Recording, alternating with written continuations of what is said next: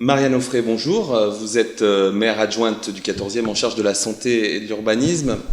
Lors de votre intervention en direct tout à l'heure sur le plateau des 8e rencontres, vous avez eu l'occasion de rappeler pour vous que le développement de la santé communautaire passait et passera par l'engagement politique.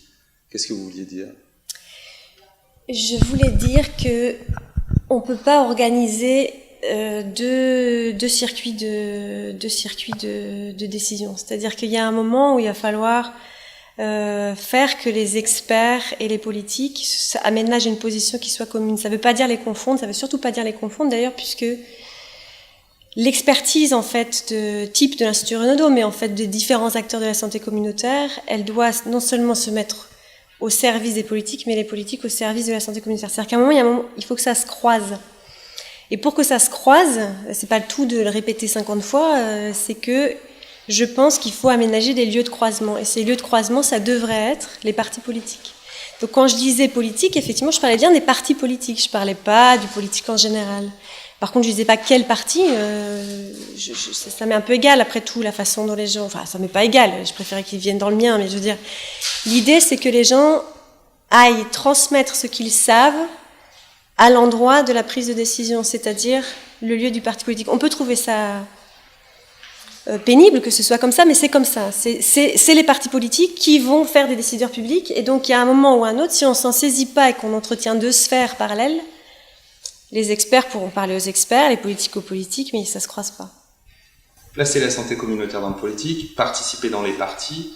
Ok, alors, quand on regarde le paysage et le contexte actuel, médiatisé, Renaudot était aussi journaliste, on parle quasiment toutes les semaines d'un regard assez critique du citoyen sur l'appareil politique, sur aujourd'hui peut-être une crise de lecture, d'appropriation du modèle des partis en général, quel qu'il soit, et la santé communautaire a comme pilier la participation du citoyen. Quel défi on pourrait avoir les deux en commun pour revenir à une meilleure participation du citoyen au cœur de la politique publique en général, selon vous ? Alors, j'ai quand même conscience effectivement que ce que je dis est assez non seulement démodé, mais on est sur des objectifs qui sont très loin. C'est des objectifs qui doivent cheminer à nos côtés. Peut-être dans ma vie d'adulte, ma vie de citoyenne, ma vie d'élu, ça c'est sûr, on ne l'atteindra jamais. Mais vraiment, je pense qu'il faut réhabiliter les partis. Alors, pour les réhabiliter, ça voudrait dire aussi qu'au sein des partis, on doit monter en qualité. Et c'est pas joué pour le coup, parce qu'il y a un filtre de sélection à l'intérieur des partis qui favorise plutôt la sélection par la capacité d'inertie, la capacité de répétition. Enfin voilà, c'est comme ça dans les partis politiques. C'est celui qui tient le plus longtemps, c'est celui qui va au plus de réunions. Donc effectivement, ça favorise pas forcément une montée en qualité, on va dire, des décideurs publics. En disant ça, vous imaginez à quel point potentiellement, je peux m'attirer les foudres. Et je dis quand même quelque chose qui est plutôt vrai, c'est-à-dire que les gens vont de moins en moins dans les partis, de plus en plus dans les associations, et en pensant que peut-être ils vont trouver dans les associations ce qu'ils trouvent. Mais le problème, c'est que c'est pas les associations qui décident. Et à un moment ou à un autre, c'est celui qui donne l'argent qui décide. Et celui qui donne l'argent, il est sélectionné par les filtres des partis, et pas des associations. Bien, engagez-vous, qui disait. Dernière question. J'ai souvent l'occasion de croiser des politiques, et quand on parle de santé, on a toujours cette logique aussi de lecture de la compétence santé. Celle de l'État, peut-être de moins en moins vrai avec les villes santé et toutes ces dynamiques-là, mais quel regard vous portez sur la lecture des politiques en général et de la santé aujourd'hui ? Quelle est, selon vous, quand on leur dit santé, pour vous, en résumé et en conclusion de notre entretien, à quoi ils pensent et quels sont les défis qui se fixent ? C'est-à-dire, parce qu'en fait, il y a différents échelons, il y a une articulation de différents échelons.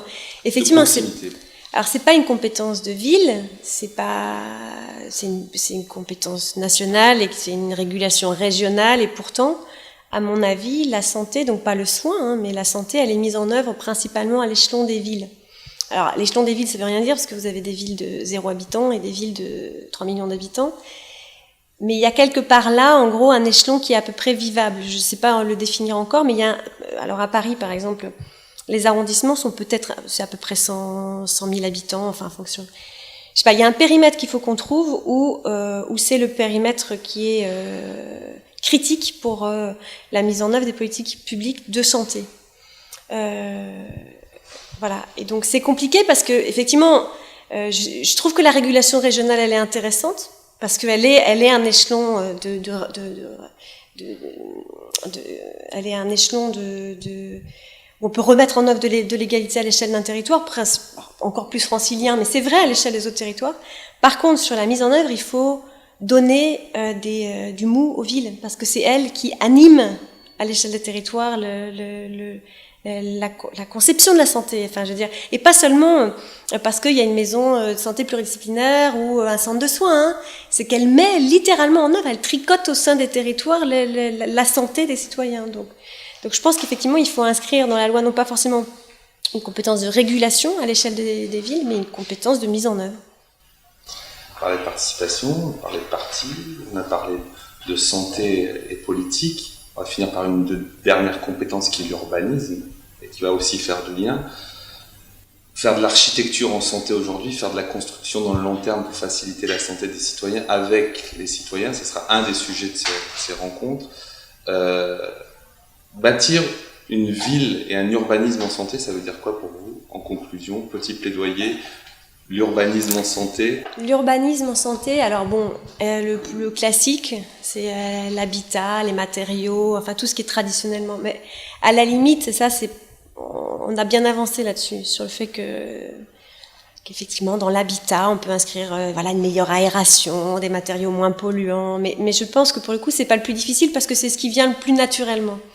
Par contre, ce qui vient moins naturellement, c'est tout ce qui est autour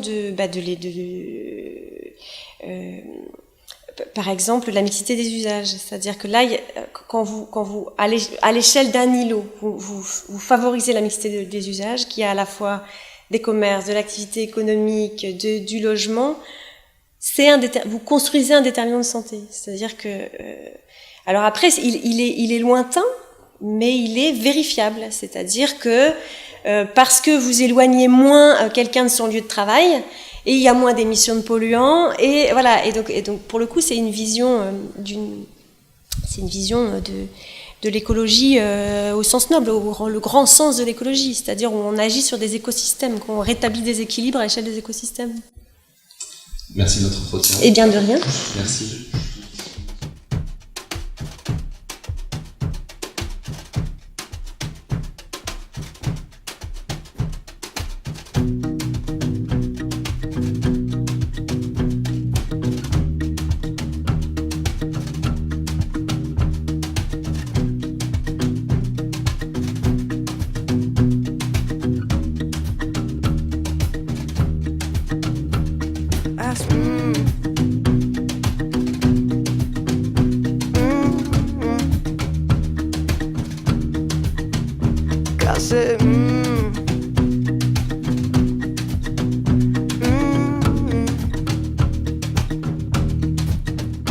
Casi